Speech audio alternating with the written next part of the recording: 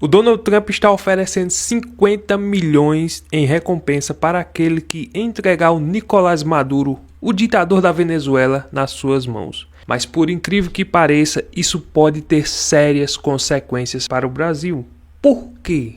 Porque infelizmente o presidente daqui do Brasil é aliado do ditador da Venezuela. E isso pode trazer sérias consequências. Nós temos visto que o Brasil está sendo mal visto pelo governo dos Estados Unidos por causa da incompetência, por causa da injustiça, por causa da parcialidade, por causa das falas do presidente daqui do Brasil, que infelizmente não tem uma postura de líder, não tem uma postura de presidente para se comportar como tal no cargo que ocupa. E nós estamos vendo aí as consequências na questão do tarifaço, nós estamos vendo consequências na questão de sanções contra ministros, tudo por causa que nós estamos observando. Há uma parcialidade, isso é inegável, né? Infelizmente, tanto dentro do STF quanto com o governo federal, porque infelizmente não era para ter, mas tem, porque estamos no Brasil e aqui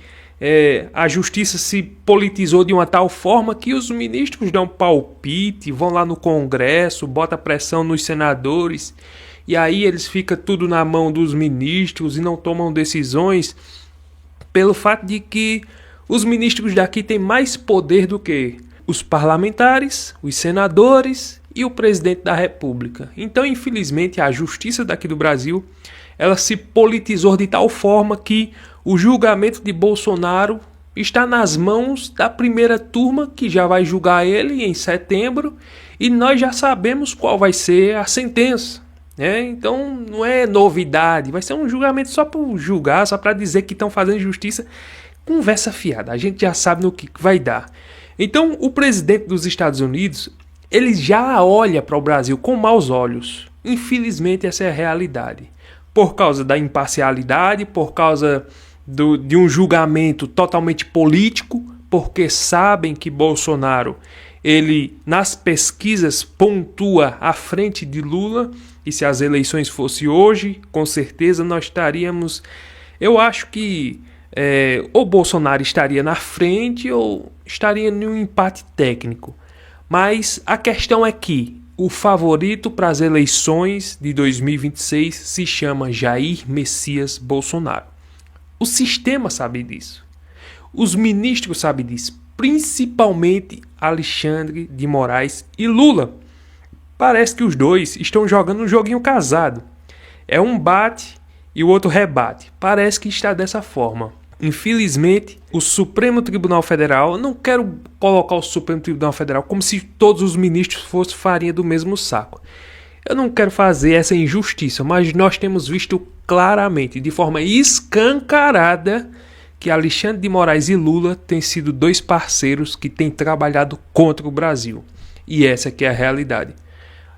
Nós temos olhado e temos visto isso claramente desde quando Jair Bolsonaro assumiu a presidência da República, lá em 2019 até hoje. Tudo o que nós temos visto é perseguição contra a direita. Tudo que nós temos visto é Polícia Federal investigando somente a direita, perseguição à direita, inquérito das fake news contra a direita, tudo contra a direita.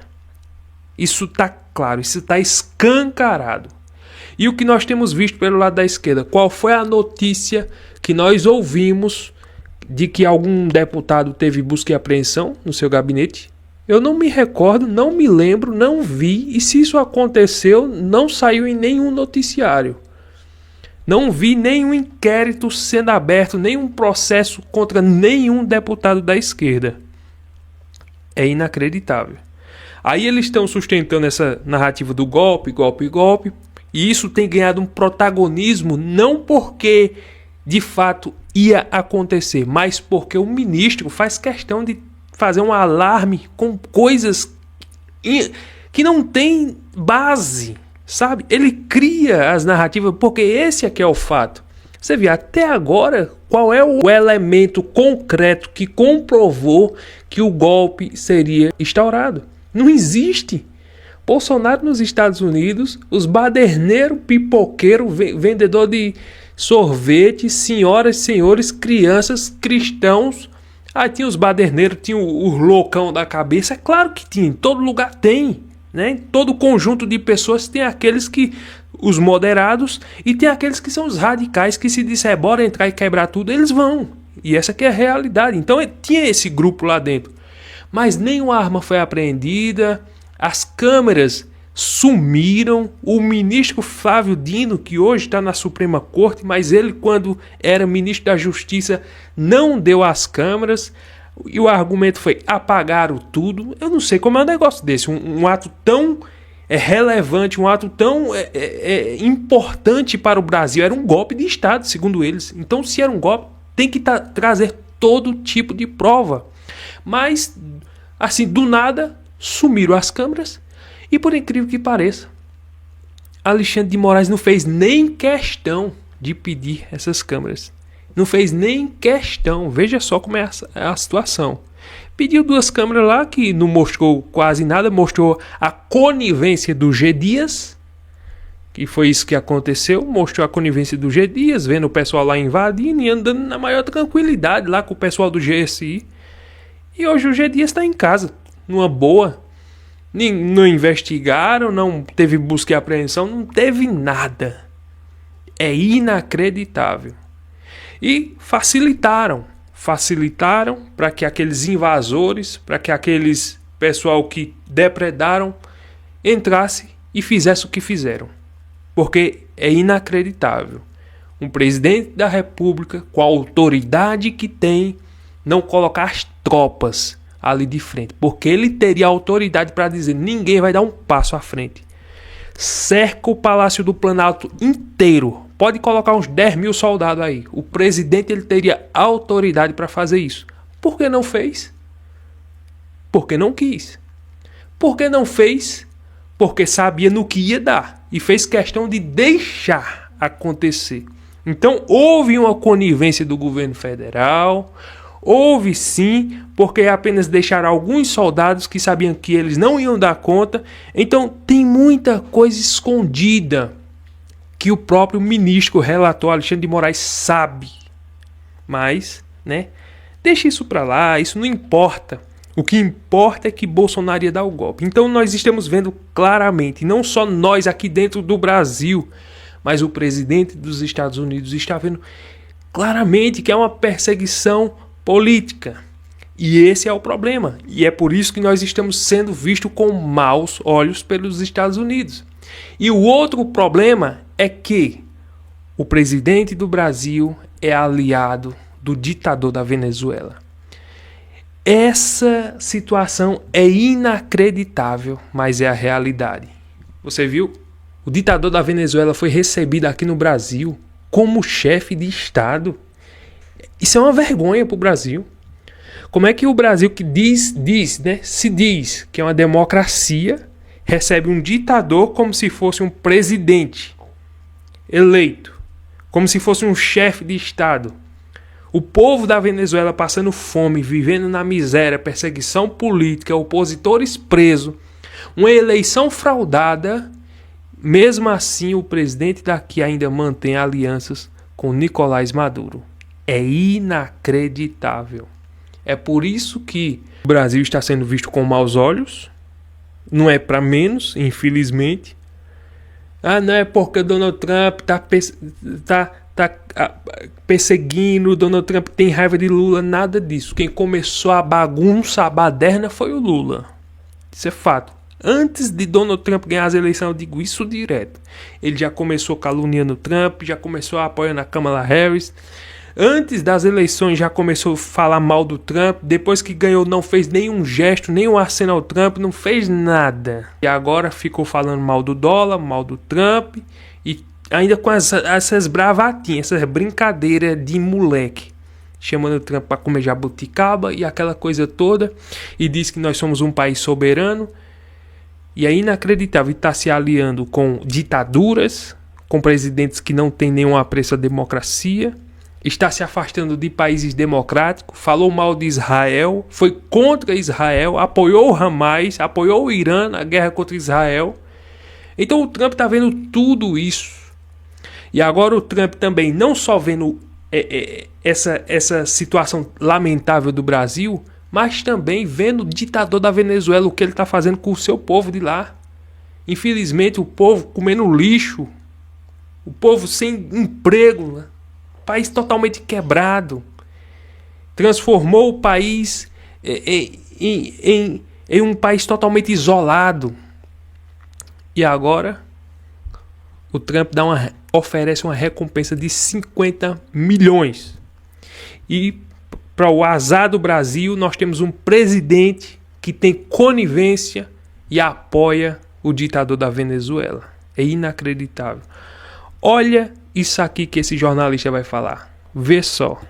O cerco a Nicolás Maduro fechou de vez. E agora a história ganhou um ingrediente explosivo. Os Estados Unidos já mandaram as tropas militares em direção à Venezuela e confiscaram mais de 700 milhões de dólares em bens do ditador venezuelano, atingindo em cheio o caixa do chavismo com um bloqueio de mansões, jatos, cavalos de raça, joias e dinheiro vivo. Mas enquanto Washington desmonta peça por peça a rede financeira que sustenta o regime, um episódio em solo brasileiro acendeu todos os alertas. Um cargueiro russo, Ilyushin IL-76, alvo de sanções americanas, que estava na base aérea em Brasília por 3 dias, decolou e seguiu discretamente para Caracas. O voo, que passou por Moscou, Baku, Argel e até fez escala na Bolívia, chega no momento em que Maduro vê o seu patrimônio desaparecer e poucos dias depois de uma ligação reservada entre Lula e Vladimir Putin, cujo conteúdo o governo brasileiro mantém em sigilo. Nos bastidores, a pergunta é uma só: o Brasil serviu de ponto estratégico para a fuga de Maduro rumo à proteção russa? Não sabemos. Mas com uma recompensa de 50 milhões de dólares pela captura do líder venezuelano, os Estados Unidos já movimentam tropas para o Caribe e América do Sul, prometendo pegá-lo vivo ou morto e destruir as engrenagens de corrupção e tráfico que sustentam regimes autoritários na região. Se essa rota de fuga se confirmar, não será apenas Caracas no olho do furacão. Brasília também terá de explicar o seu papel nessa história, porque diante de um jogo desse tamanho, a conta política pode ser impiedosa. Pegue sua pipoca e aproveite, porque as coisas estão acontecendo na velocidade da luz. Eu quero ver qual é a posição da diplomacia, né? Já que eles falam tanto em diplomacia aqui no Brasil, soberania, eu quero ver qual vai ser a posição do presidente daqui do Brasil com relação a isso. Vai ser conivente ou vai dar apoio à prisão do Maduro? Isso aí é uma resposta que todo mundo já sabe qual é, né? É uma pergunta que todo mundo já sabe qual é a resposta. É claro que nessa situação o presidente daqui do Brasil vai se posicionar no sentido de que nós não podemos atacar a soberania da Venezuela. Essa é a posição do Brasil. Eles falam tanto em soberania que o Lula saiu daqui, sabe, para a Argentina para defender a Cristina Kirchner. O Lula fala tanto em soberania que mandou um avião daqui lá para o Peru para buscar a ex-primeira-dama envolvida em corrupção, condenada por corrupção, trouxe para cá para dar asilo político. Então ele fala em soberania quando é do interesse dele, né? O Trump está colocando essas taxações para o Brasil, tá mexendo com a nossa soberania. Agora o Trump está oferecendo 50 milhões para a captura do ditador da Venezuela. Eu quero saber só se ele vai se posicionar e vai dizer que o Trump está agindo de forma arbitrária, está invadindo a soberania da Venezuela. Que soberania existe na Venezuela se o cara tomou conta de tudo, aparelhou tudo, escravizou o povo, quebrou o país inteiro, roubou as eleições? Não existe soberania ali. E infelizmente o presidente aqui do Brasil é conivente e está aliançado com esse ditador da Venezuela. É triste, é vergonhoso, é lamentável, mas essa é a realidade. Gostou do vídeo? Não esquece, deixa o like, curte, comenta, compartilha, se inscreva no canal e até o próximo vídeo, se Deus permitir.